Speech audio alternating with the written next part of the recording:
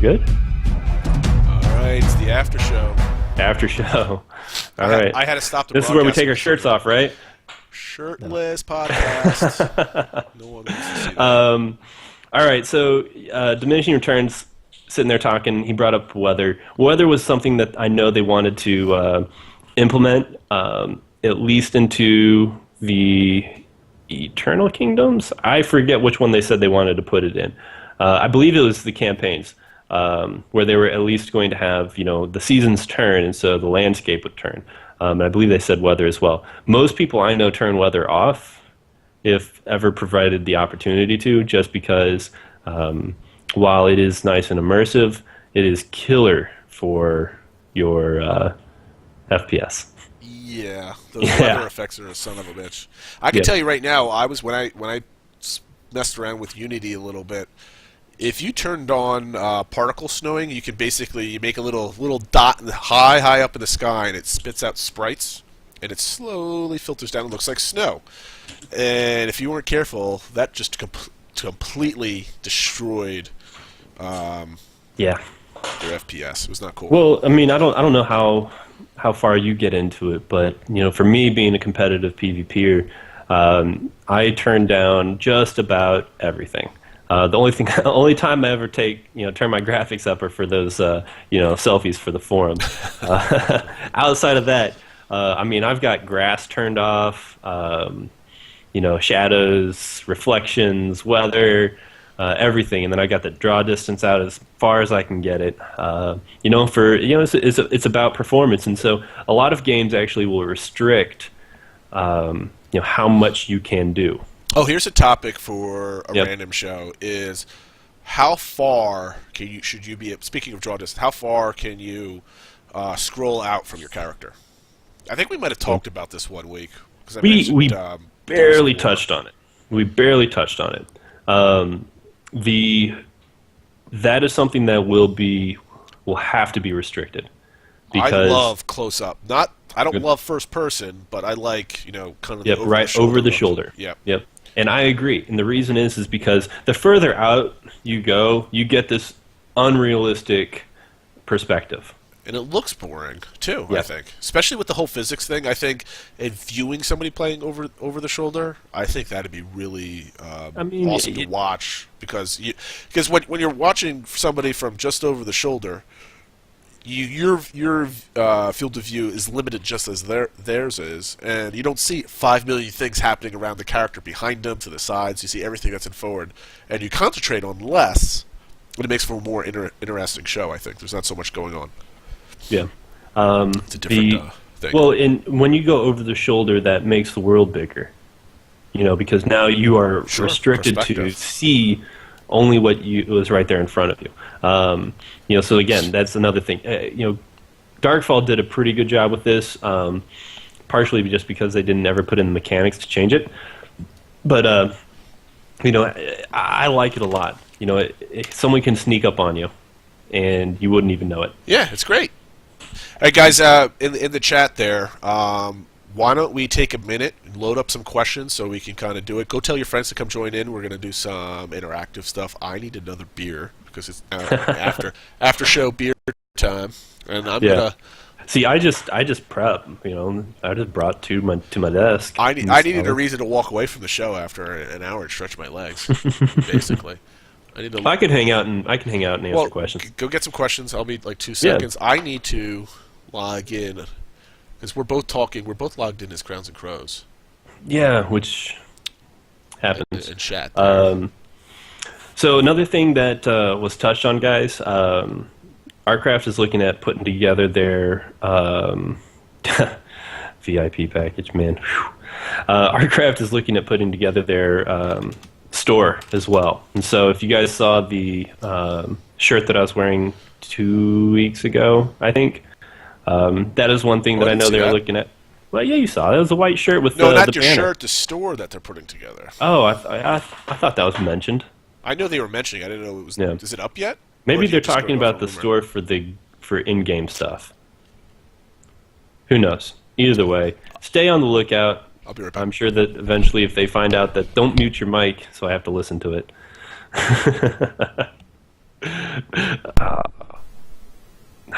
This asshole. All right, but yeah, so make sure you stay on top of that as well. Let's see, Thursday. I can do Thursday, man. I work on the northwest side of town, so anywhere off of Anderson, I think. When you end your show, it played a commercial, then it didn't auto-start the after show. I had to reload. I'm going to blame Dragon for that, just because I can, and I don't do that. Yeah, I'm just the talent here. They run the back stuff. Cool. Yeah, actually, I'm going to get to go down to the U.S.-Mexico soccer match tomorrow, so I'll be back by then. We'll see if my boss lets me take off for lunch. We'll see. Let's see. Just an FYI. Hey, Dragon, they were saying that when we ended the show, it played a commercial, and then it didn't auto-start the after show. They had to reload. I'm not sure. I had to stop the broadcast. Oh, there we go. And restart it just for... I don't want a 3-hour-long file that I have to chop up, so I stopped it where I was going to cut the show anyway. Gotcha. Here, let me... my profile... Yeah, if you guys are in Austin, you want to get together, I'm looking at doing another barbecue for people, do a little potluck barbecue. Shoot me a PM on the Crowfall forums, and I'll see about getting a list together, because I know we've got a number of LOTD people here in town who are always doing stuff. So, hey, well, whoever Cargram is, I work east of A Studios shoot. If anybody in the New Jersey, New York City area want to do a barbecue, I will not be hosting one. You can do it yourselves. Yeah, there you go. And you know what? It's a New Yorker for you. They basically call me trolling for like having some stupid name for the barbecue, and then so you can go F yourself and you can leave. Yeah. Whatevs. Let's see. We do have a question from the Twitch. If you want to hop on that. About my volume? No. Man Beer Coon. Bear Coon, not Beer Coon. Got the beer goggles. Rat dicks? Confirmed as an in-game item yet? I hope so. That's a Thomas question, not mine. I haven't sent anybody coasters or coffee yet, so there's no rat dicks yet. Oh man, looks like Scree and I are going to have a little heart-to-heart as well. Oh man, yeah. Well, I'm sure we can have some fun with that as well. Veteran guilds are always a touchy topic. With and what's funny is even the veteran guilds don't even agree on stuff. So it's always a lot of fun. Veteran guilds are a pile of crap anyway. You guys. Yeah. There's always a core group of people in each guild that are cool, and everybody else is just like. Well, and then we had Isari. Yeah, he did a whole story about it, and I had a Twitter conversation. You want to talk about the most ridiculous way to talk to somebody? Twitter. It's just the most annoying thing to do in the world. I hate Twitter, but I also love it. I've been using it more than I've ever used it before, and I basically always used it for following news writers for sport teams, so I can get their blog updates through it. And that's basically all I did which I think most people actually use it for. Yeah. And then I started with the show. I started doing it and talking to people and that type of thing. So. Yeah. Someone said, "What's the point of Thralls?" Who said that? The point of Thralls this is Crowfall's take on allowing players to put their own NPCs in either their Eternal Kingdoms or in whatever fortifications they have, or if they've built something around a mine or point of interest. That is what Thralls are going to be. Then also, they're just going to roll that right into their crafting system, and you can imbue the Thrall spirit into your weapons. So I believe that's the term. Basically, it's either going to be just think WoW garrisons, Tour companions. What else? And just like weapon and armor enchantments. Yeah, all rolled into one item. Do you think? I didn't see it. Maybe you missed it. Companions Thrall companions? No, Sortor companions, basically. I would not be upset with an archetype that had Thrall companions. Just to help you for like fun. mine shit and stuff like that. I'd like that. That's an interesting. I meant just in general, you have your little dwarf guy following you around, beating on people. Well, I mean, like, oh, and Thomas is right. We never brought up during the show where Thralls can speed up your training for skills. Yeah, which I guess is cool. I mean, I have to before I get excited about that. Is it like a 1% increase or is it a 50% increase? And they don't want to get into that. I know for a fact, but that is where. That's a you tricky, start tiptoeing. that's a tricky that's where you start tiptoeing that line of pay to win, because I don't like say that. you spend all this money so you can place a bunch of thralls, and then you go in, you harvest just a bunch of thralls, and then you have all of these increases, and now all of a sudden you're going to be that much. There's your catch-up mechanic right there. Yeah, you can get some basic thralls. Like the game is 3 years old, and you can't compete with some of the old-time players. Eve just basically gave skills for free. Yep. Maybe Arcage freaking, oh man, they really stepped in it with one of their content updates, trying to bring people back. Oh, yeah. Because they were giving away things. They were giving to people who had canceled their subscriptions things that you would have had to pay $100 for. Oh, like the unicorns or something. Yeah, like that? Yeah, it's ridiculous. I heard about that. But that's you're only going to be limited to 3 buffs at a time. How many thralls you can have active at a time, helping you. It's well, here we got a question in Twitch chat here from Fun Socks. Companions kind of ruin WoW's gathering professions. Can we just was that ever fun? That guy's, can we talk about that guy's name first? Fun Socks. I like that. I like that. All right. Is gathering in any game ever fun? Do you really like running around in circles, clicking on things and getting stuff? But you need lots and lots of them to actually do anything. I don't like that. No. That's why. When it was. That's why I want companions to gather stuff so you can mine. And when it's fun is in an environment like what Crowfall will be. In Darkfall was a great example. Age of Conan was another great example. You're sitting there, you're doing your thing. You can't stop paying attention to what's going on around you, because someone will just put an arrow in your knee and you're down. That's it. You're relegated to the Eternal Kingdoms.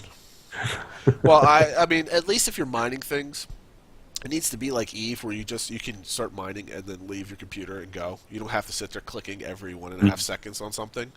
And then that's some quality of life stuff here. I mean, I know there's a lot of stuff that we forgot about, but there's a lot of stuff that I do want to forget about and never see ever again. Yep. Did anyone? I mean, here's a question for the community: did anyone actually enjoy gathering or farming resources in any game? I mean, I'm not a farmer or a gatherer by any means. I'm not a crafter to begin with, anyway. Yeah. But like, see, here's Funsock says it's like, but it made having a gathering profession obsolete. I mean, like, so what? Mm-hmm. I don't really care about that. Make up some other stuff that you can do. I don't know. Yeah. Well, I mean, I know in Arcade there was a reason for it, because you could only get like certain materials if you were like 50,000 mining or something like that. We all forgot about hell levels. There's just so much volunteer. Everyone's same faction killing. Oh, I'm just reading Asari's only interaction with LOTD was same faction killing. Yeah, that was one of those things. We went into Arcade with the intent of simply just kill whoever. Go pirate. And we didn't pirate. We went with the faction, and my cat obviously loves the cat. Squirrel. This is how we get viewers right here. All right, we're going to. Yep, there you go. She loves my beard. But it was one of those things where they had a 3-faction system. We had the West faction, East faction, and Pirate faction. Yep. And we went West faction because of resources, and it was just a economically more viable approach. But we also said, hey, we're not going to be friends with all of our factions, so we're going to kill you guys. That led to us always getting guilty sentences. So anytime anybody was ever killed, we'll see how Artcraft handles that whole reputation system. I think the reputation system is essentially going to be like I remember that player guy. ran. But then, Yeah. you know what? You know what you need for that? Hmm. You know what you need? Thomas, are you listening to me right now? You need nameplates for that. Okay? Wrong camera, Jason. Well, no. Oh, This for is the them. show camera. Oh, yeah. See, This I have is to your reload, camera. I have to reload the I have to Show reload camera? Why do I? Your camera. Man, just struggling. All right. But no, it's you need nameplates for that. Player Yeah. reputation.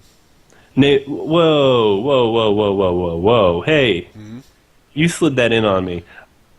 I want to take that sentence back. What? No nameplates. All right. Only if you hover over their body do you see their name. I do not want to see a nameplate sticking out behind a tree where somebody's trying you can to code hide. in if the player's model is not physically visible to you by X amount of percent that you can't see a nameplate. I mean, No, come on. I mean, I don't know how that might work. But here's the might thing. work. I mean, like if you're playing a massive player game and it's not like FPS where you're constantly hovering over somebody to shoot stuff. Yeah. You got to see what's going on around you. You want to know who's there. I mean, like even if you're engaged in Joe Schmo over here and you got big badass gladiator Bob over here, you want to know that he's there. Especially since there's not going to be too much customization with gear right away. I mean, everybody's going to have their colors and all this other stuff, but a lot of people are going to end up looking somewhat similar, especially since there's not going to be any character customization. Model-wise, you have to know who's who. I think that's another piece. I mean, you know, in Darkfall, this was a big complaint. If they can take away the fact that nameplate doesn't make you visible when you're not there, would that make you happy? Yes. That's all. I mean, I agree with you. If you're hiding behind a tree and your nameplate gives you away, that's stupid. Yeah, that's fine. That's reasonable. And you know, and again, you know, I referenced Darkfall because they did things that other games haven't done in years and years and years and years. You know, you had to hover over a person's name. You could hover over their name from like 200 yards away, sure, but you had to have your reticle over them to be able to see who they were. It was annoying, but you learned how to deal with it. You learned. You need name tags, man. You just have to do it. You have to. Do you want to build community? No. You want to get pissed off at people? You need to know who killed you. You need to know who's coming after you. What if you're running away from somebody? Constantly? Who do you guys agree with? Do you agree with me? Do you see the value in being able to have that kind of what anonymity? our viewers think. I care. I care what they think. Oh. That's here we are arguing. No, yeah, but this is why we need Lake, all right? Because Lake's supposed to be that third person to be like, yeah, I agree with Valor, which he says every time. You know, this is what he'd be doing this whole conversation. Man, we need to get him like one of those cat lasers, and just be like, all right, just follow the laser around, and it just rotates randomly. All right, there will be visible, readily noticeable character customization. Okay, I mean that's great, but you're not going to have infinite amount, right? Like, I mean, that's a good start. They've talked about. I mean, you have to go back to the Kickstarter. They've talked about allowing guilds to have their own banners and things like that. I would assume those are going to be on. Okay, we can recognize chest plates. Guilds. That's good. Yes, but so do you want how do you build player notoriety on the field of battle? When you don't know, you can't tell who it is. Who doesn't stop after they've died and scroll through the damage wheel and say, "Who just killed me?" Right. I do that every time. Sure, but what if you know? Which is not often. But yeah, okay. So you found out who killed you. So are you going to be able to find out who that was next time by sight alone? No, but when you do come across them, you're going to home in on them. I mean, it's an eventual thing. I mean, I can't imagine the service being so sparse. What about targeting people where, like, you know, okay, let's go after that big guy, or then you can't call out his name because you can't see it, so you have to be descriptive of who he is. You know what I mean? Yeah. Well, weapons. Weapons are another big thing. Armor's a big thing. You know, Guild Wars 2, you could really pick out who the commanders were, because a lot of times they were a particular class, or they had a particular armor set to be more survivable. I mean, these are some of these ways that players come up with to try and identify them. Eventually, they put little freaking one person now. Stars over their head. That's one person though. Yeah. I mean, I mean, I get why people don't want nameplates, because for some either role-playing reason or maybe it looks ugly. Maybe I mean, your reason is very mechanically based, and I'll argue I'll argue or I agree with you based on that, just because there's a distinct game mechanic purpose for not having name tags. You can see somebody when you're hiding behind a tree. That's dumb. However, if you want to build a community properly and you want to build a fun PvP community, especially after what happened with Elder Scrolls, you don't want that argument popping up on you again come release. I know many people are just going to laugh, like, how do you not have nameplates? You need Diminishing Returns talked about how he's the first commander in NA on Guild Wars 2, which I believe was simply purchased with gold. So wasn't it 10,000 gold or something like that? Yeah, yeah. Played a lot. Well, I mean, we had. All right. Here's an argument from Michael Flatley. I don't want nameplates because I'd rather they encourage players to develop more awareness instead of being fed a bunch of free information.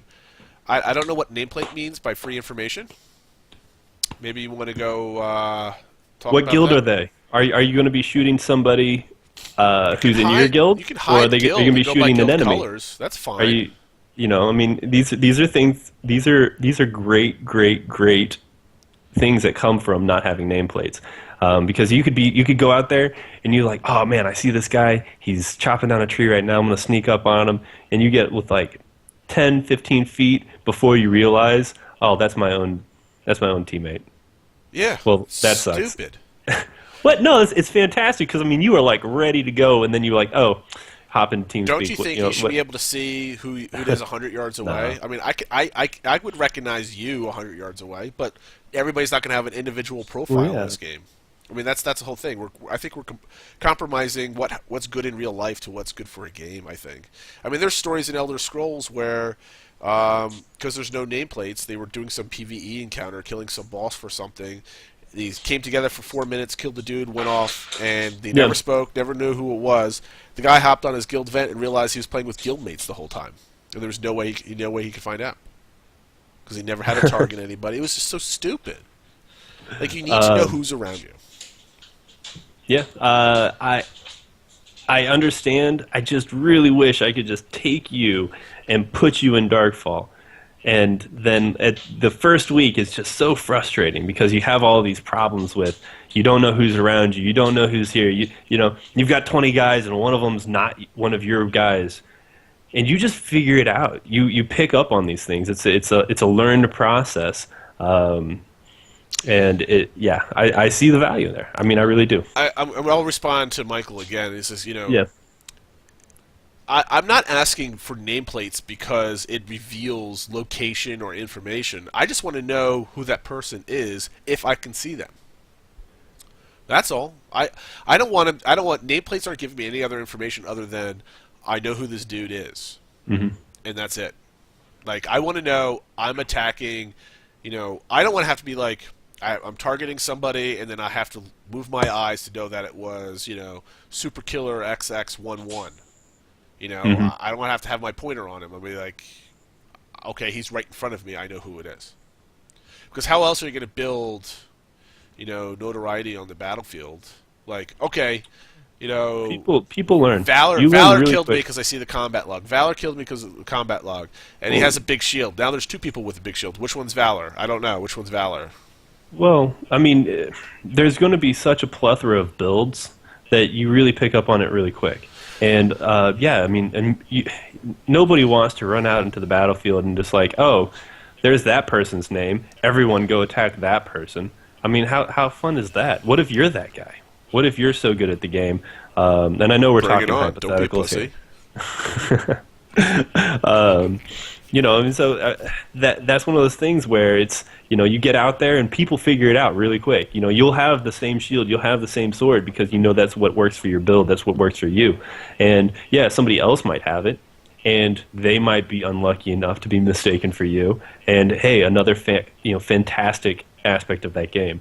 Let's see. We had a couple other things brought up. Scree, how about we force LOTD guys? But he and I had such a great back and forth on the forums. No, you get to ridicule him for 1 week and then you get to forgive him. You know what, Scree? If you and Dragon went up against me and one other LOTD guy and we had no nameplates and you had nameplates, guarantee you we'd win. And How is a nameplate going to make you win or lose? because we would be able to use terrain to our advantage. Like how? I'd hide behind a tree. Okay, so do you play every single small race possible, every single MMO? If it's an advantage, yes. I did it in Guild Wars 2 because it was an advantage in the arenas. Okay. Well, I mean that's fine. What if your character model is not visible? Your nameplate doesn't stick up above your head.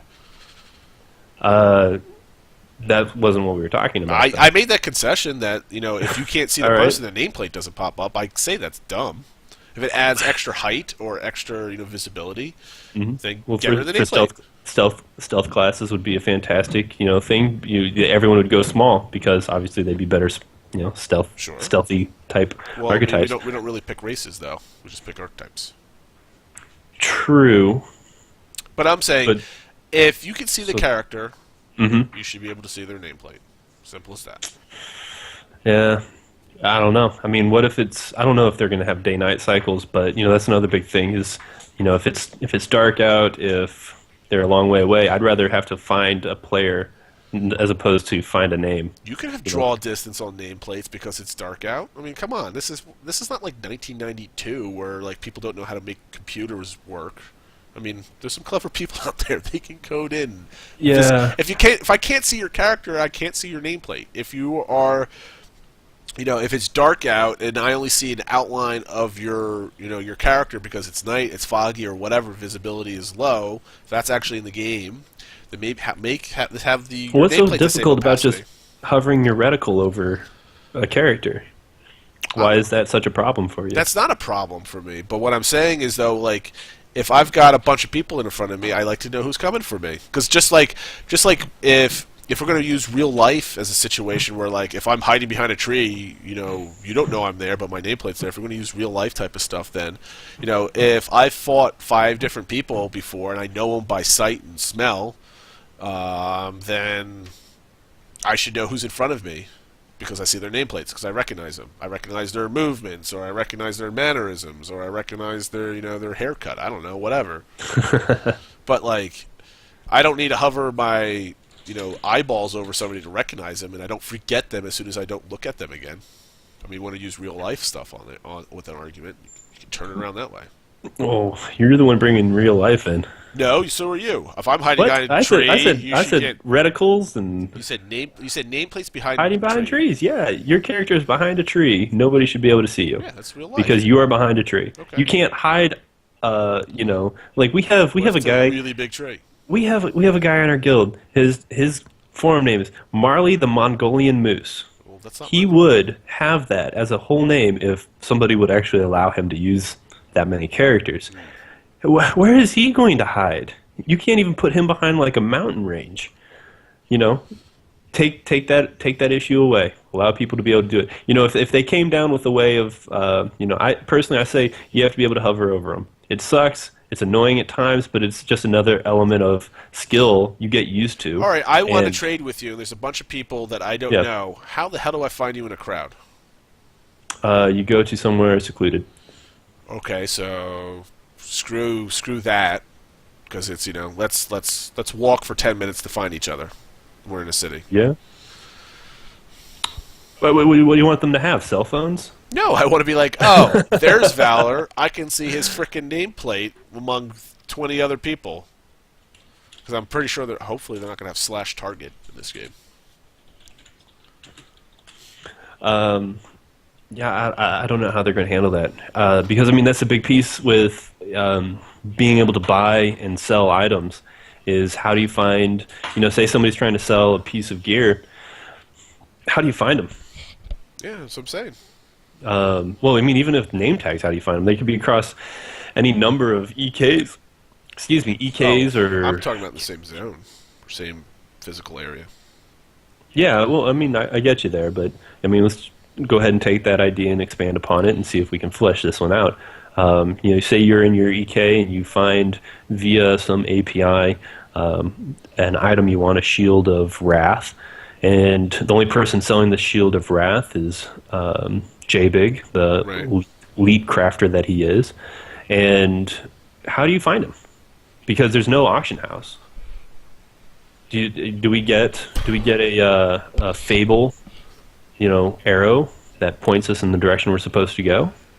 Well, no, you say let's go meet in this place, and you go there. Okay. I mean, I don't know how big EKs are going to be. I don't know. I would imagine it works just like in any other game. And there's no maps. There might be maps. Never said there wouldn't be maps, did they? I mean, of EKs being custom, I would assume that they wouldn't have a map correlating with that. That's a good question. Will there be maps of the EKs, or will players have to create them, and players create them? I mean, how are they going to dial that in? Is that going to be part of the API? Great question. I know there's what game was it? Wasn't it Path of Exiles that has this stuff where people can load up merchants, and there's a whole offline auctioning site based on like in-game stuff. There's something nutty about it. I didn't get into PoE, to be honest. I never really did either. I read a post about people how they use things to whatchamacallit, to use these programs and forums to like actually have a live auction house almost, or like at least an online vendor. Seemed pretty neat. I don't know. I guess Golden Glory's going on live now. Thomas is going to jump over there. Thank you for watching, Thomas, as usual. They're not showing again tonight. I don't... Sorry to break the bad news to you. They're not? They're not. I thought they were not going tonight. No, they're not showing again tonight. That's a shame. Unless I've been following them, and they said they weren't. What is their channel name? Golden Glory. Oh, no, they're the MMORPG. I think, isn't it? I'm loading it up right now. Yeah. No, Black Wolf, I saw his interaction with Onrez. Was it Onrez? Either way. He was in chat earlier today. Yeah. They're not doing a show tonight. That was because of vacations. So, disappointingly enough for him, he can actually just go watch another stream. I think that was an excuse to get the hell away from us. Yeah, so right? Like, well, Gordon was like, oh, these guys are already into their post-show. Well, peace. Everybody gets to see my amazing animation I spent hours on. Come on. Who else is going to do that for you? This is true. This is very, very true. Pretty. Does James Goblin actually watch this show? Who? I'm curious. Well, he's I think he's probably dished out thousands of likes on the forums, but he's yet to post. And you and your silly forums. They're not. I mean, it's just a question. Other people have noticed this. Clickbait. So, yeah, a little bit. Somebody's got to do it, though. You don't help. You just show up and tell people they're nerds. That's all. I'm just like, man. I'm like a tenth of Howard Stern. I'm here to annoy you. So I'm going to end up having to like copy paste all of the Crowfall announcements. I'm just here. Banned. Even if you hate me, you need to watch to hate me even more. I don't care why you come. You can hate me all day long as long as you watch. Somebody wants to know archetypes to sketch. Let me pop on and take a look at these bad boys again, because I feel like there's a couple underserved archetypes. And I went to the site. Definitely not centaurs, because we don't need any more centaurs and people drawing female and male centaurs doing all sorts of things. We don't need that anymore on the internet. I think we're all set. Yeah, I think we're good on centaurs. Centaur art. Yeah. I'd like to see a male Frostweaver. There's not a whole lot of... I just used that graphic today on CFGG. Yeah. That's a pretty good art thing. I need to start taking screenshots from some of the video that we've seen. Yeah, I want to see one that doesn't look like a female. You know? It's got to be fat. No male blood elves or anything. I'm not saying he needs to be like outside, doing something traditionally held for men. But I remember your panda, dude. Right on. Something fun with them.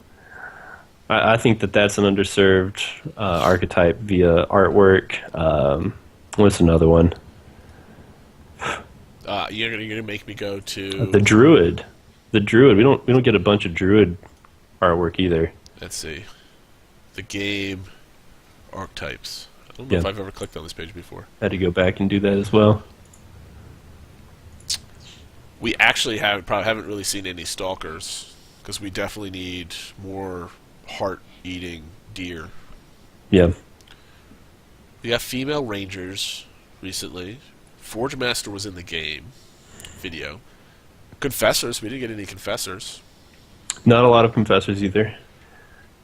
Yeah, Druid, Confessor, or First Oh my god, you cannot hang out on this. You can just hang out here and watch everybody say hello. Alright, we need some more questions so we can go back to Crowfall and talking about that. Anyone have more questions about Crowfall, actually? I mean, I feel like we've done a pretty good job. One of the things that we could have done is talk about the some of the big topics that came up on the forums.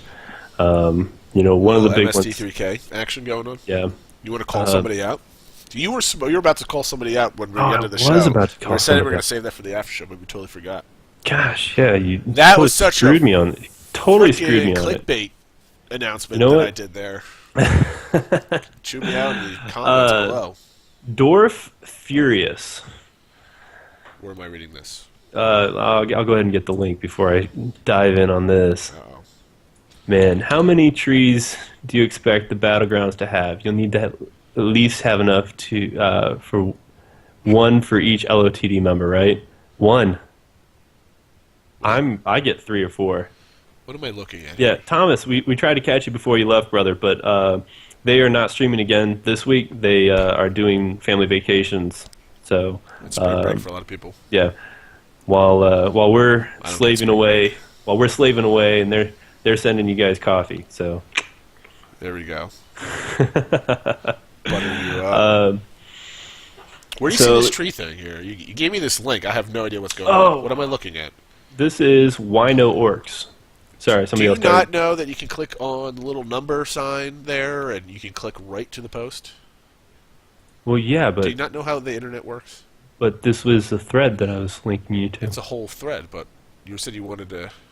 Well, yeah, the follow-up post actually summarizes everything I was going to say pretty well, so I found it important. But thank you for critiquing the guy who does the forum work.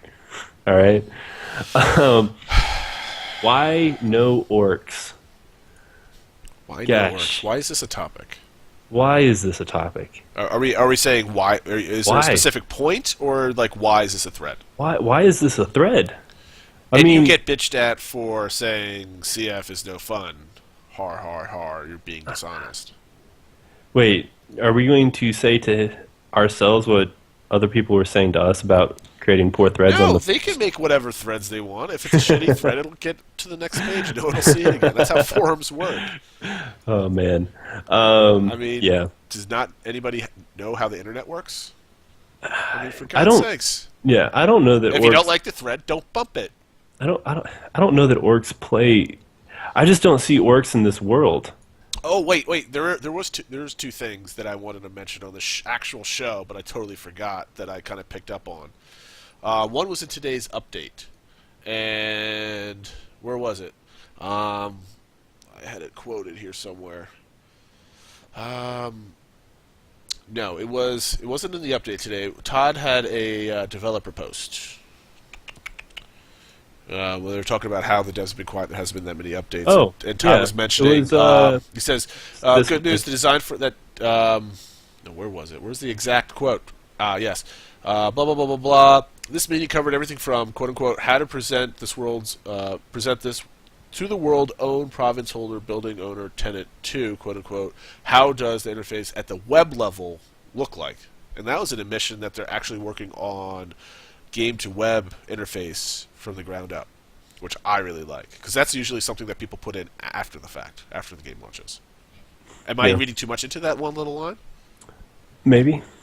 Did you link that line that you? All right. This is. Go on the link in chat. You can. There's a link in there that goes to the actual forums, but that's the whole quote quoted full force. And I like how, because we were talking about like API web development, you need the web tools in, and you need the game out of the game to stay in tune, or that type of thing. Yeah. I mean, usually, like, WoW Armory came 3 years later or whatever it was. Most games don't launch with armories. This one seems to have some kind of web interface going. That's been a big part. I mean, one of the things that we talked about, their API and all the different little aspects there.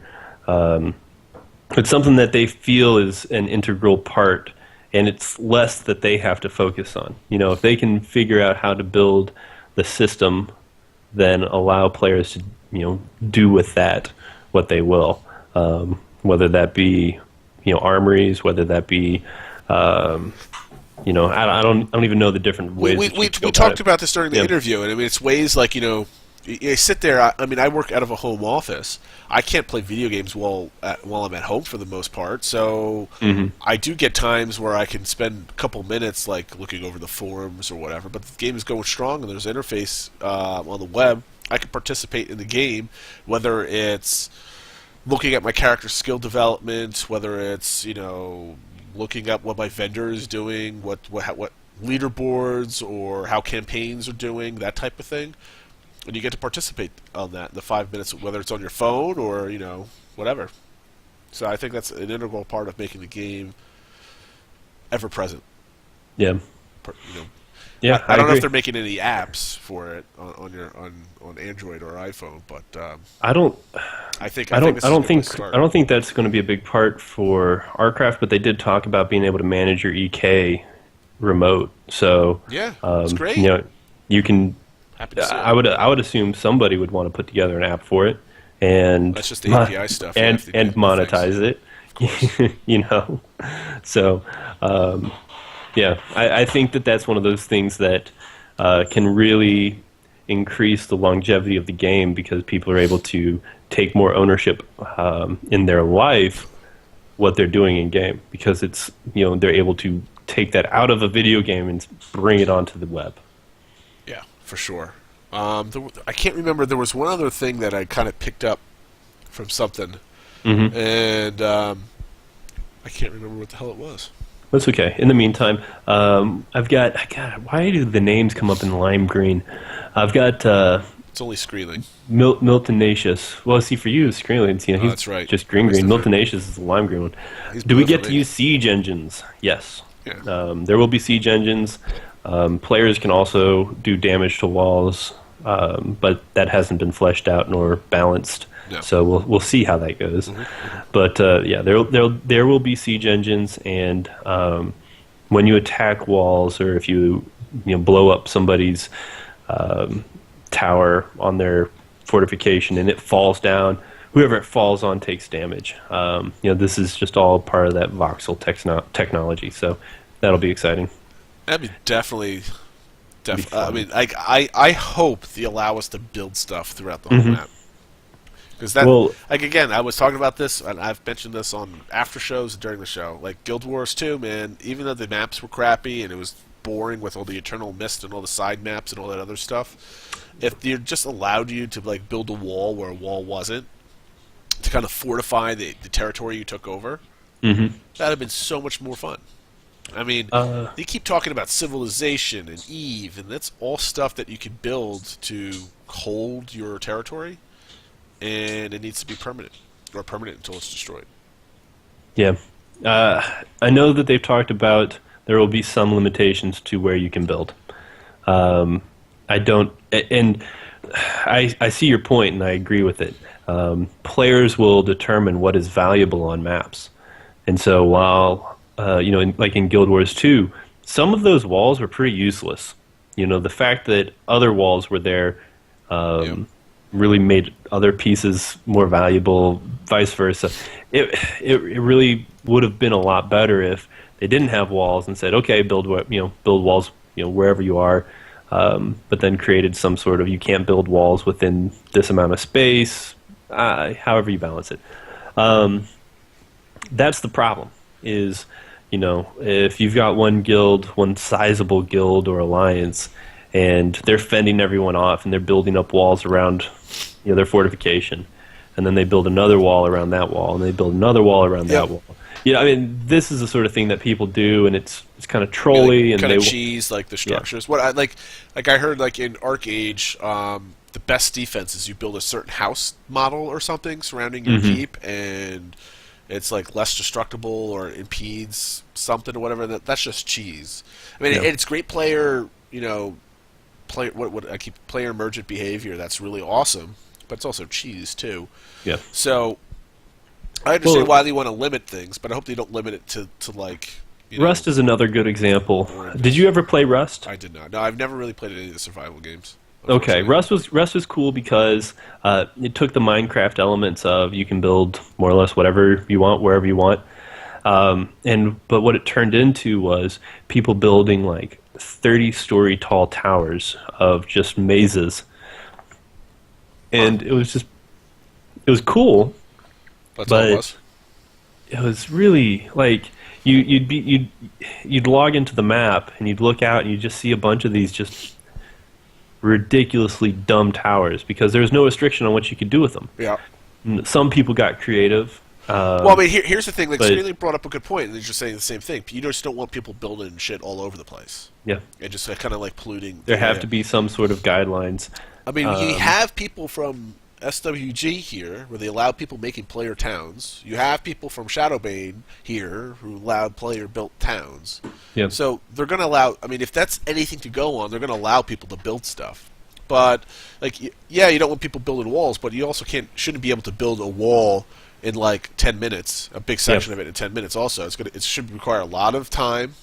You also, I mean, if you want to, you should be able to build a wall straight across the map if you wanted to, as long as you have the resources and you can protect your builders long enough to actually get it done. Well, and the wall itself are going to be prefabbed structures, which I think is an important piece. Yep. The situation I talked with about Rust, I mean, you could build, you had foundations, you built walls, you could build them as high, different floors, staircases, all that. Prefab structures is going to be a different element. If your wall can only be so high, and maybe they, I don't even know how they could go about it. I was going to say maybe they limit, how many wall pieces, each person can place, or something. I don't think you should limit that because that's talking to exactly what Todd wants. He wants to build systems and tools for people to use and see what people do. And that's the fun part of games. I just figured out that I could put 5 walls together and do something awesome with them. That's great. Let them run with it. If it really breaks the game, you change it later. Yeah. But if I keep saying, if you want to build walls anywhere you want, let people build walls. But maybe it takes 10 hours to build a segment of a wall, and you need to protect it for it to get built. Yeah. And you can wall off your territory. I think that's kind of cool. And I like that too. I mean, I really do. It's just, how do you, where's the line? Where do you draw that balance? Well, I mean, I think as long as it's the amount of resources you need to build a wall and the time it takes to build a wall is balance itself. Because obviously, if you have all the time in the world, you can sit there for 10 hours building it, fine. But you also need somebody to protect your ass for 10 hours to build it. And you're not going to... Player by himself might sit there all day by himself building a wall. That's great. But if you're going to build it in good territory, you're going to have people to protect you for 10 hours to build it. That's the balance itself right there. Yeah. I mean, that's not a terrible idea, having it take just you got to balance time and resources. Yeah. Because it might be automatically building and gaining health, if that's how they do it. And you could be in the general area watching it and keeping an eye on it, but all it would take is somebody to come in. Get your thralls to build it for you, and you have to protect your thralls. Yep. Or you could help them if you got other things to speed up the thing, but you still have to protect it. And that's the whole risk versus reward part of the game, I think. Now here's another thing, because Todd loves to talk about Civilization all the time, and everybody loves that game. What about being able to build roads wherever you want to go, just like Civilization? You know how you build up your own territory, you got to build roads to go different places, and it helps with trade and movement speed. First, roads give you movement speed boosts. Yep. Good or bad? Good. Okay, I don't think anybody can disagree with that. Yep. What if you're able to build a road to a certain location where there's resources allowing you to caravan them back or whatever? You can build a back network of roads, And maybe you have Dirt Road, you have Stone Road, and then you have Magical Pixie Dust Road that has ultimate move speed to it. And I'm okay with it because what that does is it tells, PvPers, gankers, bandits, everyone. Some shit's going down over here. This is where it's going to be very beneficial for you to camp. Yep. And non-static maps. Yeah, exactly. I like what Happy Hansel said. Yeah, resource cost for maintenance. It can't be prohibitive though. It will, but I mean, the more you build, the more you have to maintain. Well, sure, I think that's reasonable. Well, yes, but you don't want to make it so if, let's say, you build a pretty decent long wall, you don't want to have to force a player to constantly be forming to put bricks on it. It has to be a different type of maintenance. Maybe you just need a fixer skill, and you need to go every single segment and press it for 5 minutes to fix it. You don't need resources, but you just need time. Time is the resource to fix it, instead of material. Unless it's damage, you need to rebuild it. So maybe there could be like a damage. I would have to disagree because you would be able to use alts for, just kind of botting that process. Well, no. What do you have against? Let's go to Foundation. What do you have against having a resource maintenance cost? Well, here's the thing. I'm thinking, okay, you build this wall. Let's say it uses 1,000 stone for every 15-foot section. I don't know, whatever, right? And 1,000 stone took you and a bunch of dudes maybe, a day's worth of farming. Yeah. Okay. What's the maintenance on it? Do you constantly have to stick mining stone just to keep it going? I think that's double time. You have to spend time clicking on each segment and going through all that, which is a pain in the ass, and no one's going to want to do that. And then you have to spend time farming stone just to keep things up. However, if you want to have a maintenance feature to it and keep things going, which I don't mind that being a thing because that's kind of interesting. Yeah. The resource spent should be the time, because time is everybody's resource. You know what I mean? Yeah, but time again. I'm going to point you back to the easy way to combat that is somebody who just multi-box and they'll have somebody just sitting out there doing it, whereas resources you can't multi-box and right. But there's two different factions here. There's time plus. Well, here's where I want you need if you're going to repair something, you should have to have resources because you're rebuilding it. Yep. Like somebody blew up a hole, you need more stone to fill up the hole. I like that. But if it's merely like the cement is cracking in the joints of your wall or whatever, let's patch it up. I mean, you don't need to go out and farm more stone. And I hate using like a real life analogy about it, but just proper maintenance. Like no one likes playing that game. That game's not fun. It's fun building stuff and collecting stuff to build things, and you can make that as long as a grind or as short as a grind you want it to be. That's acceptable. But in order to keep your fun going, the only way to take away from more grinding should be player action. Like a player is breaking your shit, you need more shit to use to fix it. However, if it's just like it's been 3 days, no one's done anything to it, I have to now go farm more stone to upgrade it, you're not going to see some really interesting things being built. That's my whole point. Like the whole maintenance thing, to me, is a little sketchy only because it just creates more and more busy work for crafters and builders, which I don't like. Well, and Scree apparently agrees with you. And it's one of those things that exactly. Maybe it's it starts up after 24, 48 hours. I don't know, depending on the campaign. I think you got to. It's one of the things where yes, every day you have to go maintain it, but if you have a group large enough to build it, you're going to have one person needs to go out, take care of that, and it's good for the day. 10 minutes, no big deal. You're able to cover everything. Click, maintain. It takes whatever resources out of your box. You move on to the next one, click, maintain. Or maybe there's even some sort of parent system where maintain everything. I don't know the best way to do it, but here's Idea Matrix might be confusing what I'm saying here. I don't think there's two different arguments here. And we might be talking past each other on this or to the audience, is if somebody comes by and destroys your castle or part of your castle, you need to go out and get more resources to rebuild it up. I'm perfectly okay with that. Yeah. If you have a segment of your wall in your castle and it's been 48 hours since somebody's actually done anything, you shouldn't have to go and collect more stone to keep it your wall. because no one's done anything. I think you should be whatever. You could have a damage. Maybe if you had a damage and a damage meter to set off a. I think it's a good idea. Yeah, I mean, like I hear what you say. I think you're getting too complicated with the system. You're adding busy work into something that's not really necessarily there. Well, what I'm trying to do is I'm trying to create a balance to prevent 10 guys from just farming a bunch of stuff, building this massive castle, and now it takes a ton of people to go out and destroy it, and they're not even doing anything with it. Well, how many people are they? Are they in some quiet area where no one's bothering them? They can build a castle all by themselves. I say more power to them if no one bothers them. But if they're out in the middle of nowhere, no one's going to give a shit because there's nothing out there. But if you got 10 guys farming a ton of stuff in the middle of the night, so you're kind of against just. So you're not against decay, but you're against resources being put into decay. So while their walls could be decaying in some way, they could still be building more. Well, I want to allow people to build something. Like, I just built a castle, this is awesome, and now I need to make sure I log on every 2 or 3 days to make sure it doesn't blow up for no reason whatsoever. If it blows up because somebody hammered it to death, that's great. Mm-hmm.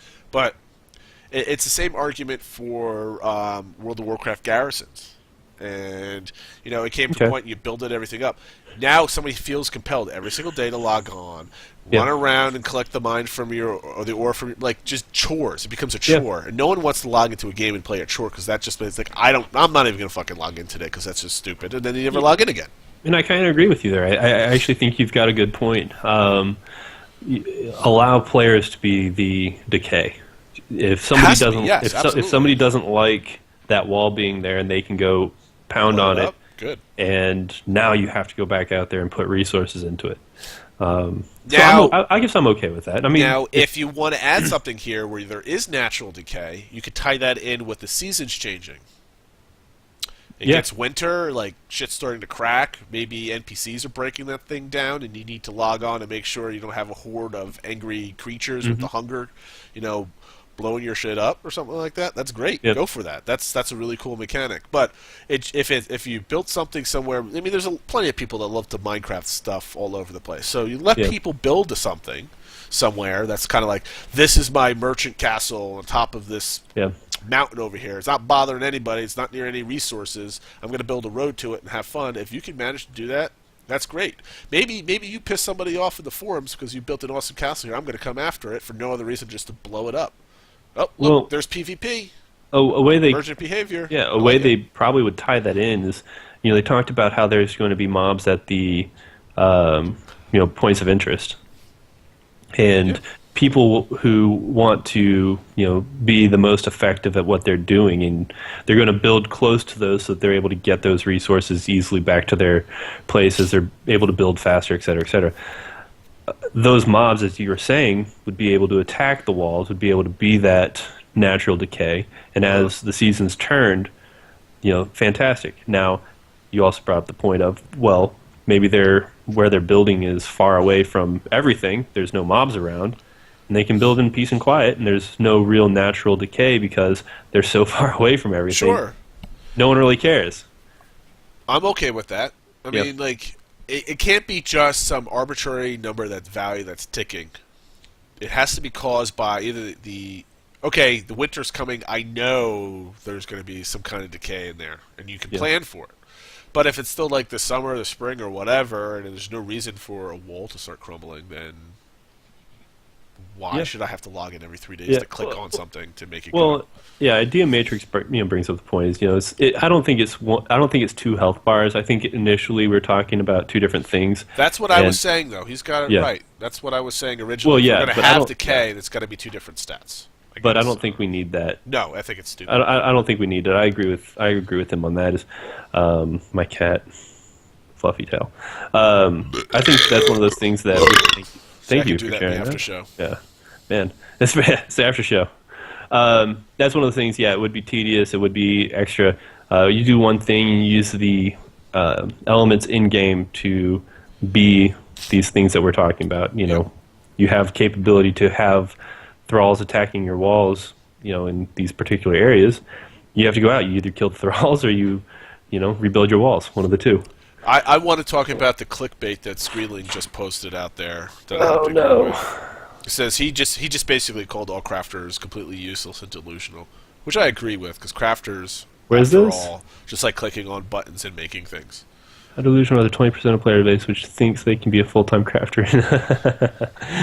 That's a topic for a whole. That could be clickbait number 1 for next week man. if you want to discuss that. That'll piss a lot of people. I don't think we're ready to get.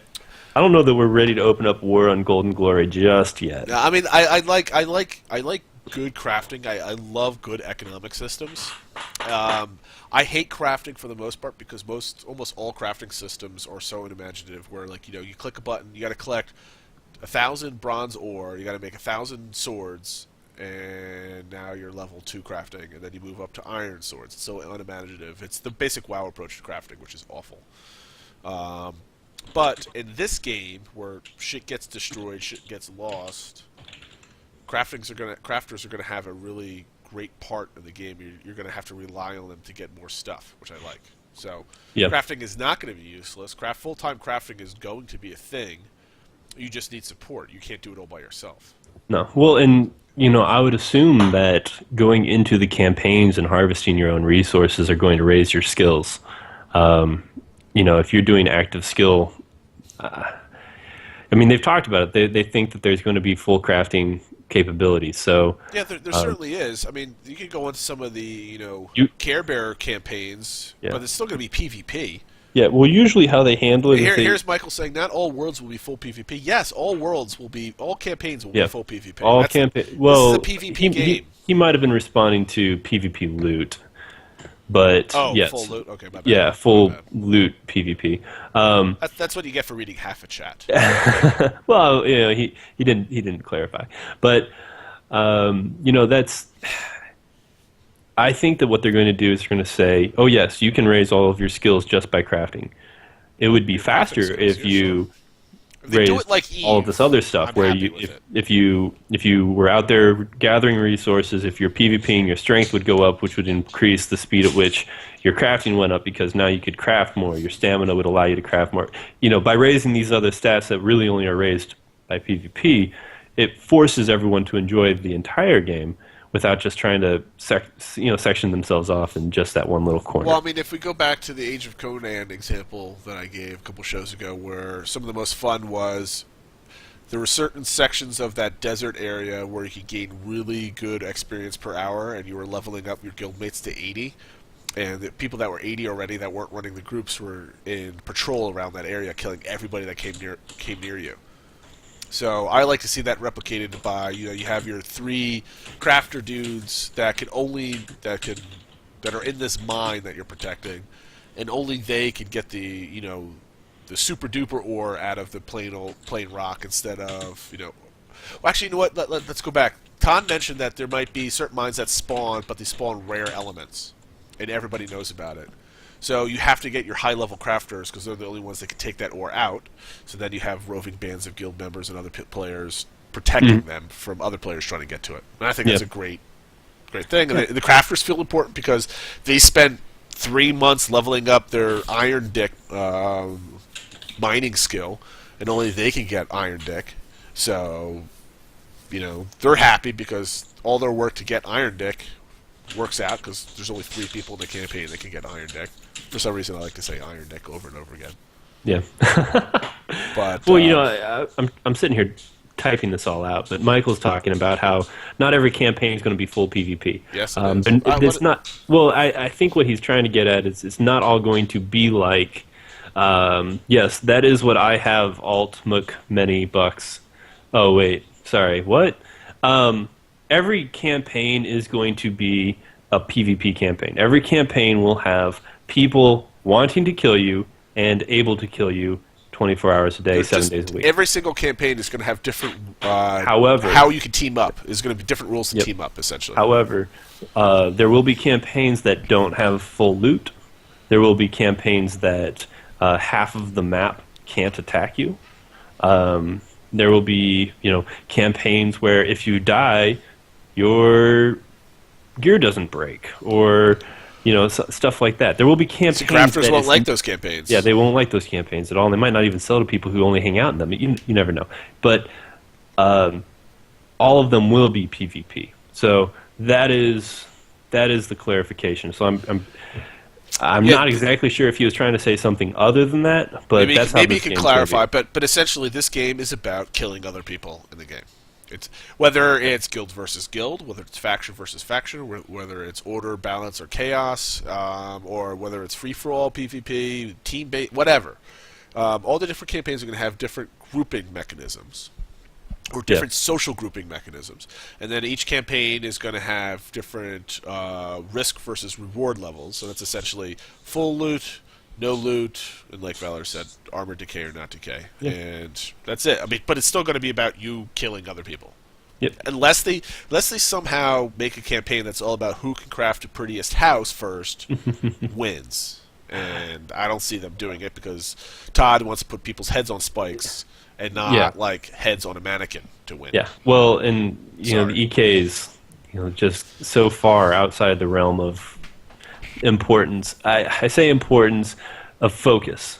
They are not the focus of this game. They're important to a degree, but they're not the focus of this game. So if you're trying to, race to who has the, whatever top tier castle is in the Eternal Kingdoms, I mean, good on you, have fun, but that's really not the point of this game. One thing that, for anyone who's still around, I asked Todd this question directly, and he said yes. I asked, when you're trying to describe this game to somebody, your elevator pitch, how would he discussed how he struggles explaining it. For me, I said, try this. Is Crowfall a tournament campaign game with a Star Wars Galaxy-esque crafting system? He said, yeah, that's exactly what. I like that. That is the foundation. That's the game everybody wants to play. That is the foundation of Crowfall. This is a tournament campaign game, and it has this awesome crafting system. So there you go. If you want to know what Crowfall is all about, that's it. There's going to be ladders. I'm going to agree with Michael here because he just posted a couple things I just noticed. It's not every single player is required to kill somebody. There are other roles to fill. Absolutely. I mean, there's definitely going to be people that specialize in building stuff and crafting stuff. I mean, that's going to be an integral part. Like, the biggest, baddest PvPer out there is not going to have the skills to build a castle. I mean, I hope not anyway. I think there's going to be, a special crafter role that allows to build stronger walls or, whatever, that type of thing. And I expect that to happen. So while the game's all about killing other people, just like Eve is about dominating other players in combat, there's still roles to facilitate that going around, and it's going to rely on that whole economy and stuff like that. So that's definitely going to be part of a game, but the game is still about killing people. You might not be killing people, but you're going to be helping people kill people. The end goal is killing people. Yeah, but I mean, a great point. And LOTD. Well, I can talk about our community just because of my being well versed with it. No one cares. No one cares, but communities have their crafters. Sure, LOTD, absolutely. We have people. They're good at they're good at PvP. That's why they joined our guild. But we have our crafters. We have guys who that's what they want to focus on. And yes, they will go out there when we need bodies, and they'll help fight, and they'll have fun doing it. But when what they wake up to and they log into the game before going to work, or what they log into when they get home from work, is they want to see, hey, did I sell this gear? Did I make this amount of money? How many people are interested in ordering something from me? That's their focus. And Michael, you're right. People are going to be looking for that kind of a feel from the game if that's their focus. Sure. We got anything else in chat there? I am I gonna take that EK bait from who did I just read that from? From Screeling? No, not Screeling. He was replying to somebody. I'm gonna scroll up. Yeah. Who was talking? Somebody was talking about, is it Idea Matrix or somebody? Somebody was taking the EK troll bait on me. So he was gonna do that, and it was gonna piss me off. This game's not about the EK. Your fantasy about being the merchant prince from Foundation is not going to happen. It's just not. I mean, you can have a fancy website, and you can pretend but it's not going to happen. Unless you got hundreds of people working with you, you're not going to have an awesome EK where everybody comes and plays with you. Yeah. Unless you have a stream where you have a chick with large accessories promoting you every single day or running it, you're not going to have an EK. You're talking about like bracelets? Yes. Yeah. Okay. Large silver round bracelets. All right. So, Idea Matrix.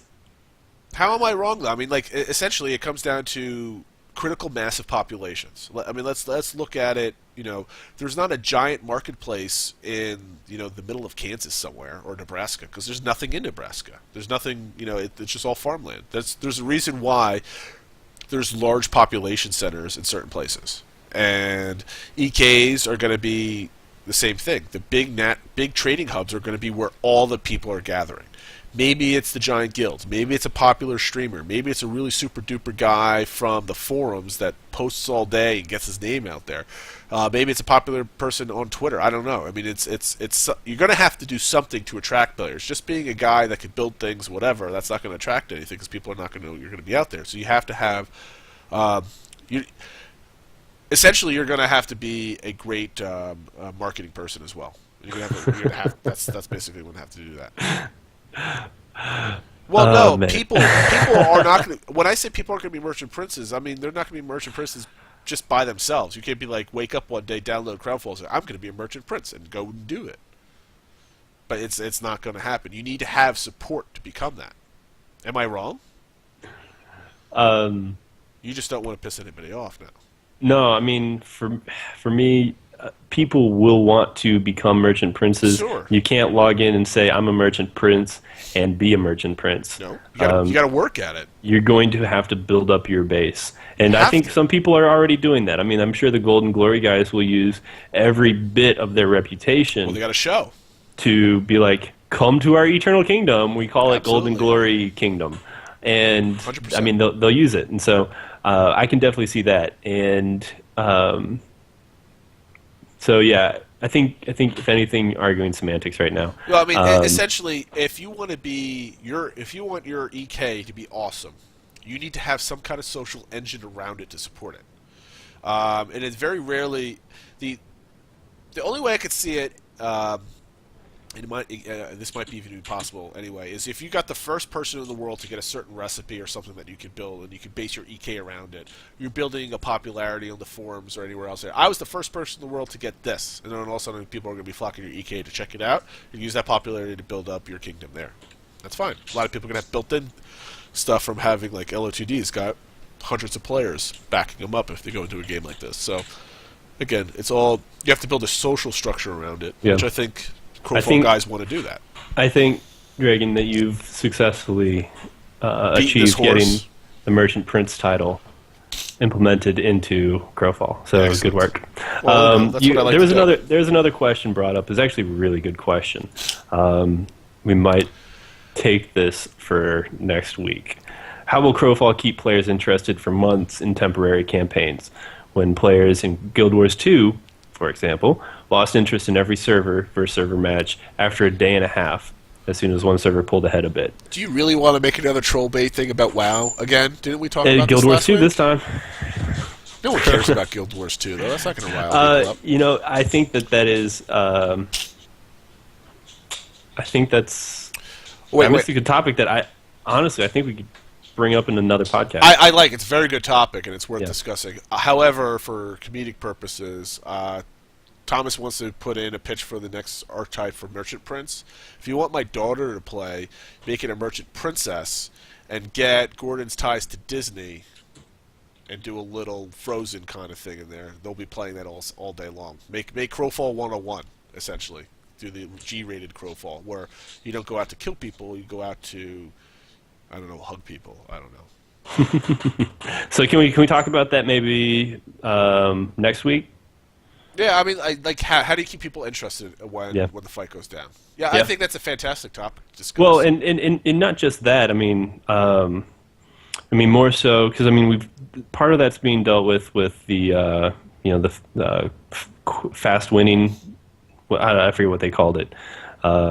where you reach certain requirements in a campaign to effectively end the campaign early. So, that's going to be part of it, but that's a good social conversation. Yeah, I mean, it's a good conversation to have about player behavior, what kind of game mechanics or game design elements that you can use to keep people playing, because with the fact it relies heavily on the giant what if and what those import-export rules are going to be.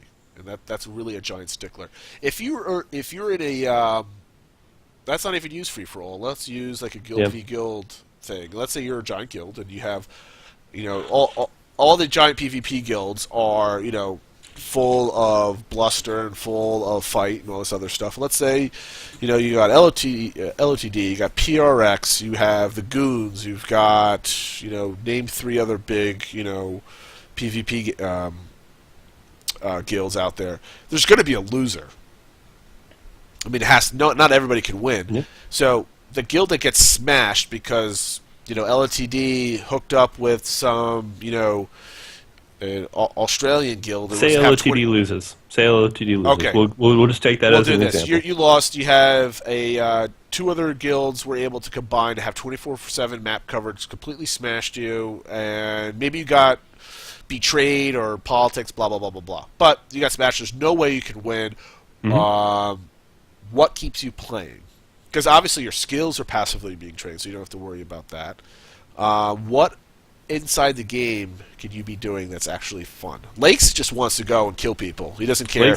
I mean, and a lot of people really do they want a good quality game that you can go out there, have fun, compete with a balanced, stable, system. And yes, not every class needs to be balanced, but the scenario needs to be balanced. You don't want to have flavor of the month, builds out there that simply you just can't beat.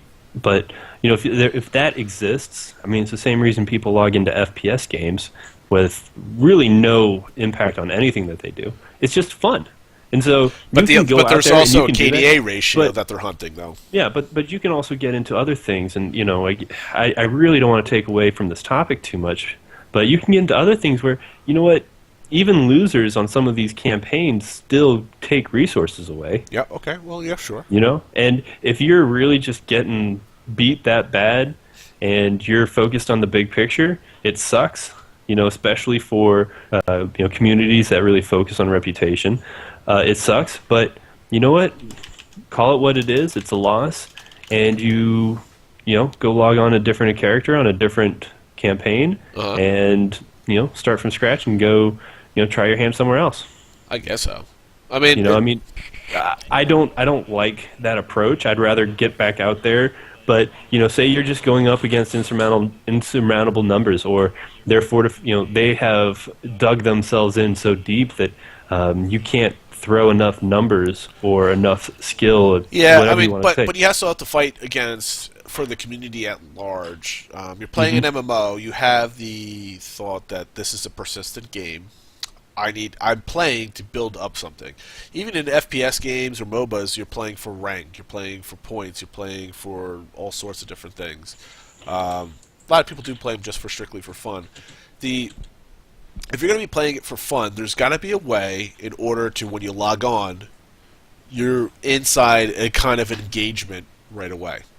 As in, like, I log on, the question can't be, what do I do? It should be, which direction should I go, because there's stuff going on over here or there.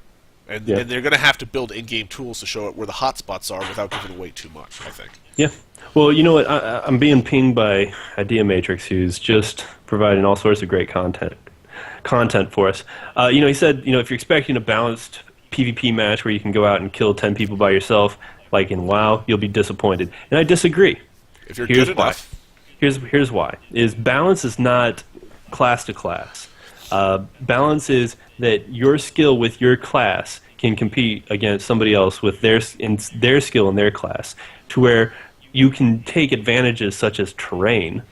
If you are a ranger and you're perched somewhere and you're going up against a bunch of melee guys, you'll kill all 10 of them. Congratulations, because they're not playing their characters to their strengths, and you're playing your character to your strength. That sucks. However, if you were, caught in some sort of like valley or gorge or something like that, where it's close quarters, and they just completely destroy you, in a face-to-face combat, that's balance. Well, I mean, But like you also have to realize, I think the WoW comment there is kind of it doesn't really work because in WoW, if you have better gear, you automatically outscale people, and there's nothing you can do about it because you just have bigger numbers. yeah, But in Crowfall, if Thomas does his job like he did in DCUO, it makes a really fun, interesting combat system that takes skill and twitch and reaction time and knowing when to do something, when not to do something. You can easily defeat more people if you're just better at the game. yeah. I mean, and I love that too. I mean, there's so many different ways that you can go about it. Big part of the game, I think, especially with physics and everything else like that. If you're able to, make people that are keyboard turners, like, bump into each other and block each other while you take them all down, that's going to make for some fun YouTube videos. And it's yes, it's not balanced in the traditional oh, can my guardian beat your warrior? It's it's a different type of balance. Yeah. And let's see, idea matrix. Continuing on, my point is that it sounds like you want a 6-month-long Warsong Gulch. I don't know what that means though. I mean, that's two completely different games. That's capturing the flag for 6 months. I mean, we're not asking for that.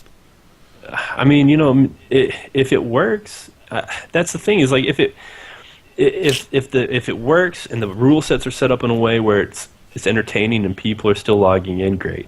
But if it's one of those things where you just don't want a boring game because one side's dominating, or you got to allow people small victories when they log in. Yeah.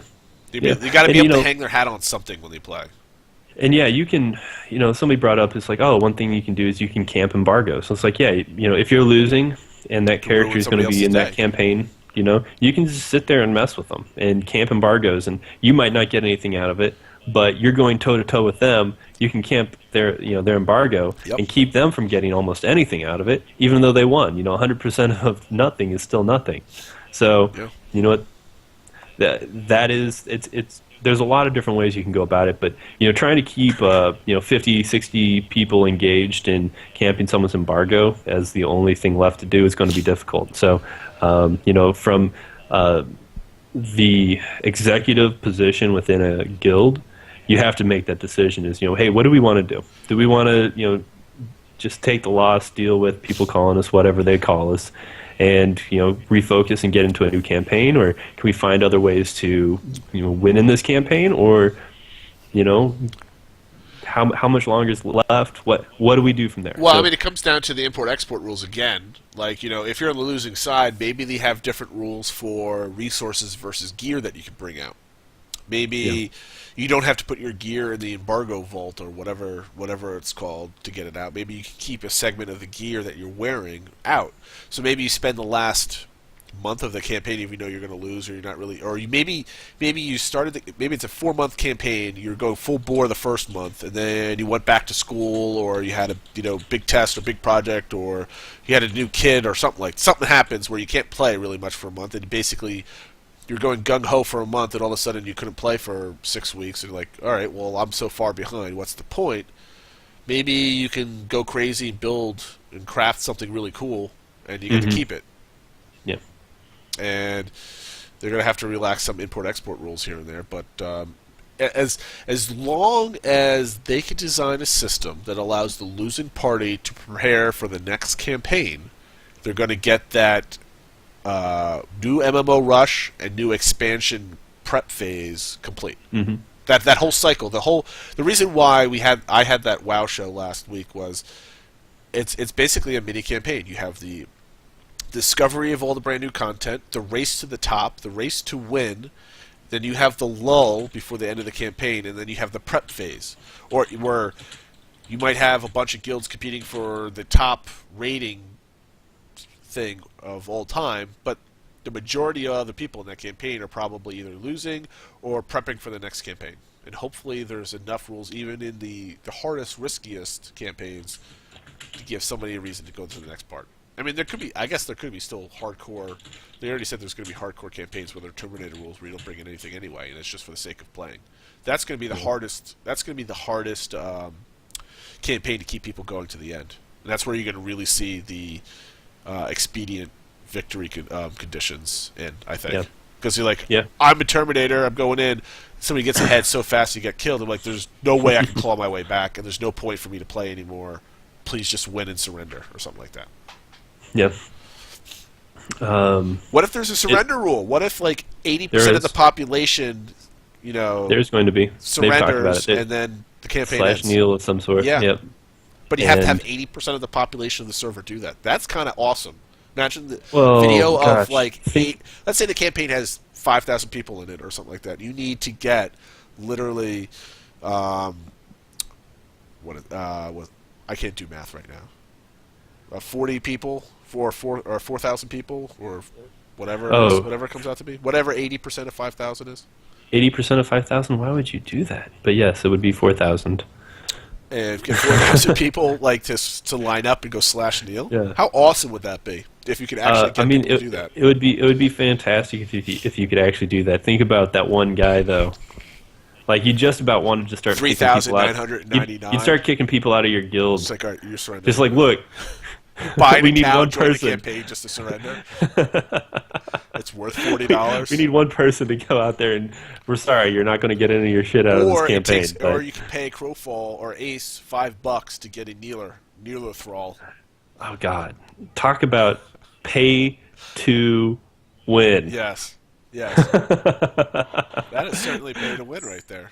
That would literally, literally pay to win. Hey, you could pay somebody to kneel for you inside the campaign. Here's PayPal. Here's $15. Please kneel. I want to move on. I want to win. Yeah. Also want to point out that they literally changed the definition of the word literally to sometimes mean figuratively. What? So. Just wanted to provide that piece of information. I don't know English. If anyone ever needs to use it, the word literally can sometimes mean figuratively. That's nice. Yep. Excuse me. Okay. And yeah, you can also just start paying people. Yeah. Or inviting them to your guild and paying them. We have this after show is now almost... going on an hour and a half now. Much longer than our actual show. And we have 87 people. I would expect a lot more chatter. I wonder... People just kind of leaving us on in the background, listening to us. Hey guys, if you're out there and you're watching, please jump into chat, and we'll do some community engagement here. We got a bunch of people having a great conversation, but we need some new blood. So jump in and talk about what the hell's going on. So. Questions, concerns, or if we don't have any, this basically is us yelling at each other and commenting on what you're saying in chat. So if no one's saying anything new in chat, we're gonna have to log off because no one call it a night and go get some food to go with the beer. No one likes to hear us babble all night long. Certainly, even though we do it plenty in the after show. oh gosh, we're actually, you know who we're griefing right now? We're griefing Thomas's wife. It's almost 11 o'clock here on the East Coast. Oh man. So it looks like we've got a group of them. But it seems to be somewhat the same. What flavor of Risk is behind Valor? Oh, this is the Onyx edition. Huh? The Onyx edition of Risk. It took me a second. I almost didn't understand the question. The background. Yeah. And I don't know why I put that up there. It's just the only thing I had to kind of be a background. I like it. I do also have the Game of Thrones board game, which, if you ever have 5 hours, is a lot of fun. You've actually played it? Dude, it's a lot of fun. But the first time you play, it'll probably take you 5 to 6 hours to finish. Oh, wow. I'd be impressed if somebody could. Usually, they'll have to do some sort of timer and try and keep it down around 3 or 4 hours. The game is just massive. Huh. I went to a board game party once, and it was just a bunch of people playing different board games and card games like throughout the whole house, drinking beer and eating pizza. Here in Austin, have a ton of all you young hipsters love doing that shit. Man, there's a lot of it. Like, there's so many game It's fun, though. stores, and then there are even bars and restaurants who do it. We actually have, I don't know if Blickstuff has been there, but we have a pizza place called Conan's, and they have all of the old like 80s Conan art. I forget what they call that artist. But there's in like heavy metal. Didn't he recently pass away? He might have. What's that guy's name? I don't know, man. But it's so important right now. This is making the podcast after hours. I mean, we're gonna have to have a third segment, after show, and then after hours. It's gonna have to be like the nightly news, Letterman, and then the late show. Like the show no one watches. Yeah. Yeah. We should really do the ridiculous after show. No. I gotta play video games at some point. Yeah. Myself. Yeah. We should go play some League of Legends. We should actually, if we can maintain the high level of viewership, we should have a game night and just kind of bring players. See, that's what I want to do. About if anybody's new that's listening, maybe we can rehash this. I really want to put a call-in element to the show, so people can call in, and it kind of just really keeps the show moving really nice. And if anybody that's still listening after 2.5 hours of Crowns and Crows and wants to talk some more, crownsandcrows@gmail.com or in chat or something like this, what is the most used or most favored VoIP program that you don't mind using? Because we've got this, what was it, GameVox? Yeah, we got GameVox, we got TeamSpeak. See, I don't want to use LOTD TeamSpeak. It's got to be your own thing. That's just me talking. It's just another thing for me to save a password to. LastPass, dude. Just get LastPass. I did it like 3 months ago. It's the best thing in the world. I don't have to remember a password ever again. And you just use random passwords for everything. And it saves them. It's great. You just have to remember one password, and that's your LastPass password. God forbid. Okay, so people here are using Mumble, TeamSpeak. I mean, those are the things I have installed. GameVox, people are not going to know what the hell that is. I don't know anybody that's ever used GameVox. It's really it's kind of like TeamSpeak 3 when it first, when it was under development. That's kind of the phase that GameVox is in. Yeah, where no one's really using it, but I don't want to use. It's got a lot of cool stuff. It's great. Has great features. You can log in and have all the stuff going. I would love to use it, but I don't want to make people download a new piece of software, create a new account just to dial in. I want it to be simple as possible.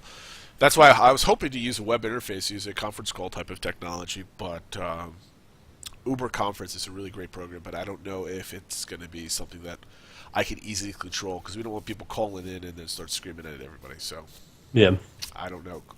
We'd have to do some testing, but I think the simplest thing to do is like a Mumble or something like that. Everybody's got Mumble or Vent or TeamSpeak and don't mind downloading it. Everybody's usually pretty familiar with all three of those programs. Yeah. So I think you want to try it for next week. We'll do it. We'll beta test it during the after show next week. You want to do that before we do it in the live actual show? Yes, but we might have a special guest next. I said for the after show, not for. Oh, for the after show. Yeah. Yeah, we'll beta test it in the after show where we can mess around and screw around with it and see what happens. Yeah. I wonder if there's any overlays I can put on the screen to see who's in the queue. Oh, I'm sure there's always an overlay. I could do something. Something fancy. Yeah. Making more Photoshop work for myself. Yeah. I'm not sure what popped us up to 110 people we had there. We're awesome. Yeah, and it's your thread. Clearly. It's working. There you go. There you go. People know people are watching. Now we just got to think of another good topic for next week. I think we'll come up with something. Well, I think we can still cover what we talked about here at the end with keeping people engaged in campaigns. Because, I mean, there's going to be a lot of people next week who weren't around for that. So I think we can cover that again. Yeah. A little bit more prepared. We're always prepared. Come on. Well, I mean, than we were for the after show. Oh, you're not supposed to be prepared for the after show. That's why it's the after show. Yeah, there you go. Drinking and bullshitting. Yeah, but I ran out of beer. Yes. Well, and I've got one person from LOTD. He wants to come in and talk Shadowbane. I've never played Shadowbane except for when it was like 8 years old, and I logged in. I'm like, I don't really feel like playing this right now. Here's the clickbait title of the month. You ready? Will there be another CF.exe? Okay. Do you understand where I'm going Yeah, with that? I see where you're going with that. You know, SBEXE versus CFEXE. That'll piss off a lot of people. Maybe too many people. But you come up with all the great titles for these threads, so I can't honestly take credit for the titles. I'll take all the credit. That's fine. I can't. He comes up with them. I come up with the content to find some way to at least appease some of the masses. Yeah. But that's going to be a challenging one to figure out. We might want to hold off on that little hand grenade until I we don't actually want get into next alpha. week to be episode 9, by the way, Skreeling. I don't want that. No more numbers. Because I don't want to be one of those podcasts. This is episode 154. I'm creating playlists on YouTube so that we can do seasons. All right, you're in charge of that. You want to go been back in and charge edit of that. everything and just go back to season 1? You can't take a job 1? that I'm already doing and then appoint me to that job. I just did. I got to edit this shit and put it up We're in YouTube. Austin. Every episode's episode 420, not 422. Get it right. Do campaigns. Oh, that's a good idea. Yeah. But what begins and ends them? We can do campaigns, and I think we're going to. There's so much that this is what we need to. I'm sorry. Go ahead. Yeah, if only there was, some organization who could give us some information on campaigns. I was just going to say that. I was just like, you need to give us secret information so we can plan our campaigns and be like, this is the wink wink combat campaign, and we'll slowly release things over the course of the next month. That's not going to happen. Yeah, just FYI, your podcast title in Twitch is Crowns and Crows episode E8. Oh, well, yeah, I mean... It was a joke. Yeah. Were you here for 5 hours ago when this whole thing started? I was ranting. I was ranting about it. Campaign 1, Merchant Prince. I think he's just saying change the word episode to campaign. Oh, yeah, maybe. How about you change the show name from Crowns and Crows to just Crowns and Princes? Crowns and Princes. I think the subject matter would have to be completely different at that point. I don't think there's any other way around it. Not that there's anything wrong with it. Yeah. So, yeah, what do you think is going to be the next big thing to come out of Crowfall? Like announcement-wise? Announcement-wise, or I was pretty surprised that they put out the Thrall stuff right now. Yeah. I didn't think they had that ready to be fleshed out, so people can say, "Where's my vendor Thrall?" Oh, well, it didn't work, and whatever. So I guess they got it. They can get it working.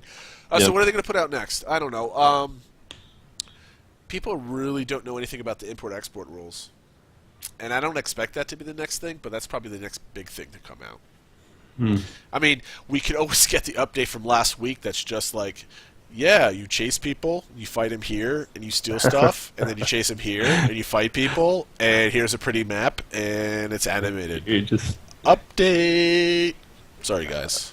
You're just making my life so much fun. And Gordon just missed my cat and my dog. They're both gone now because my wife came home. Yeah. But I've been thinking about it, and what's something realistic that they can touch on, and map sizes. I don't think they're there yet. I think that the next. Aren't they talking about world design or world building? They're working on that concept, but I don't think they're going to even focus on size yet. I think they're just going to put out a mostly blank canvas, and say, "Okay, guys, go break it." What I think they're going to actually touch on next is like the big thing is I think they're going to get into crafting. I don't think that they've really touched on that at all outside of their first, here's different types of ore. And I'm not a big crafter, so when they do make that announcement, it kind of sucks for me. But, Golden Glory, I'm sure will, jump all over it. And, we can give our more, PvP and big picture as opposed to, the gold coins. Crowns and Princes, Episode 1, Wedding Parties. Crowns and Princes, Episode 1. Wedding Parties. We're gonna tease you with that. You're gonna. Oh, did you just rename it? No, I didn't. Oh. No, I'm saying Tyrant had a good idea. Talk about in-game wedding parties. Oh man, Crowns and Princes. Crowns and Princes, right there. Wedding parties. Oh man. HGTV, here we come. Man, if no, only... not HGTV. It's was it Travel Channel that has all those shows on it or something? Yeah. You know what they really ought to do is they really ought to do a wedding, and it just be completely. No, listen to me. Listen to me this. All right, listen to me this. It would be yes. God, screw you, Happy Hansel. So it was going to be a complete 30 seconds ago. Completely scripted. Well, yeah, but he caught up. Completely scripted, and nobody's actually playing all the characters. They animate all of it, and it's like, oh, we're doing this wedding. It's a troll post, effectively, and everyone's like gets so pissed off about that would have been good 2 weeks ago. This is what we're spending resources on. This is what all of our money's going to, and all they have to do is make it to like minute 9, which what did I think 20% of the people ever get to minute 9 on a video, and. Boom! All hell breaks loose. They start showing cool animations that they've been working on. Oh, you mean you hide the shit at the end? Yeah. And it's just like Game of Thrones. That's the risk versus reward. You got to risk waiting 5 minutes through a dumb video to get to the good stuff. Should we have spoiler alerted that? But whatever. Red Wedding? No, that's no. Oh. Did moderating the forum? That on reroll.org, that's like we have 2 threads. We have the non-spoiler thread and the spoiler thread, and you still got to moderate both. I just no, you know what? If you don't want to get spoiled, don't read about that shit. So yeah, that's what I expect, and you expect the next update to be a wedding update. A crafting update. What about crafting? Like how recipes work, what the actual in-game methodology of crafting, how you gather. You think? Yeah, I think they'll get into some more of the tiers of crafting and the process. Right. I think that's some information they probably have out there. How they plan on people. How are you going to craft? What do you have to craft? Do you have to have a particular workstation? Do you have to build that workstation? I think that would be a very easy thing for them to put together based off of what they already have. Like, in Eve, you just click buttons as long as you have the resources. But I like that, hopefully it's like a craft all, because, come on, who sat there No and one just likes clicking. Click. No one likes clicking. Click. Or click, wait 8 seconds while you watch a bar go across your screen. 8 seconds is fine, because at least you can look at a website. The worst one is like when it's like in Warcraft, or the other one where it's like a second and a half. It's long enough just to piss you off, but it's too fast for you to actually do anything else in between clicks. Like, you have to be on that window, click, click, click, while you're looking at your second monitor, and you lose clicks if you need to scroll down the page. Yeah. Sons of bitches. Gosh, you know what? Diminishing returns. Where were you like an hour ago with these questions? Like, I'm hungry. Archetype skills. Archetype skills, when do we expect to see some stuff on that? I don't think we're going to see a lot on that. I think that we're going to go into pre-alpha with... They don't have the combat system down yet. One archetype. I think we're going to go into alpha with, archetypes with very basic skills. And I think that they will flesh out their skill system in alpha. I think we're going to experience a very long alpha. And simply because they're allowing people to get into it earlier. Remember during the interview they mentioned that they had that dry erase board that was just on the other side of the camera? They're going to be teasing people with stupid images of like the corner of that, or it's blurred off, or it should be like the reflection, whatever. Or they take a picture of it. It's like, all right, guys, we just decided to take a picture of our whiteboard. They take a picture with the flash on. Yeah, every game studio has a whiteboard somewhere with ideas on it. Yeah. And they always tease out that whiteboard during development. I know Scott Hartzman did that with Rift all the time. I know the dudes at ArenaNet did that in the alpha community a bunch of times. And I don't know what they did at Elder Scrolls. That thing was a mess. But essentially, everybody's got it and everybody's done that. So they're going to do that. Yeah. That might be not to be the next one, but that'll be soon, I think. Yeah. So last couple of things. I'm ready to call it a night. I don't know how we continue to add viewers. Who's watching us? Please join chat. I need to know. I know. I mean, talk to us here. I mean, we've got like 3 people. We've essentially doubled the duration of the actual show with the after show. What vanity items do we expect players since alpha? I'm going to just guess in alpha. I don't expect any vanity stuff in alpha outside of. I guess if they want to sell stuff as they develop, they could sell it to people. Here's some skins. You can buy them if you want them. Star Citizen released a hangar module. Here, look at the ship you just bought for $500. I mean, houses. They're going to have E-Case. Eternal Kingdom's going to be the big vanity. Here's vanity what they're going to do. They're going to release the Eternal Kingdom for you to download and play, in 6 months. You can't play the game. You can play only your own Eternal Kingdom. Eternal Kingdom's really... no, but this is what they're going to do. Because people are going to buy their Eternal Kingdom. You can download it. Yep. You can look at all your Kickstarter stuff. Yep. Oh, you can buy a pretty new castle for $25.95 right now. Yes, I'll be holding on to that $24.95. Well, I'm not saying that you would buy it, but I bet you there's plenty of people that are going to be building up their tons of people. You can play. I know a podcast you'd buy it. There's $100 right there. That's just like that. What was that dopey show that you were on 2 weeks ago? And you had a guy talking about that Lovecraftian. Yeah. What was that Lovecraftian MMO that just got kickstarted or raised a ton of money? Revival. Yeah. That thing's a scam because right now they're doing the Star Citizen approach. They released a module just for housing, and you can buy housing stuff. Yep. And that's all you do. So. And there's no game. No, it's at all. There's nothing connected. I've not been happy with how Star Citizen approached it. I understand their concept. I understand their direction. I actually like the development cycle. It's wildly successful, being one of the first big people to do it. But I would rather know that what they're working on is going to be the core system, and then that be what I get to test. Because it's like, back our game. And then the pre-alpha is, here's our hangar. Well, I mean, to give them some credit, I think they've done a fantastic job of scaling up and stopping their scale. They stopped their scaling of the actual assets of the game about a year ago or so. They kind of locked it in, I think. Mm-hmm. And it is pretty ridiculous that they're selling ships for hundreds and hundreds of thousands of dollars, but people are buying them, so more power to them for that. I'm not spending thousands of dollars on ships. But if people are buying it, how can you fault them for it? Look, I wish I thought of it first. I wish I could go back to the 90s, create a really famous spaceship game, and then remake it again for $80 million. What I don't like, however, though, is that I don't want that to be the focus of their business model.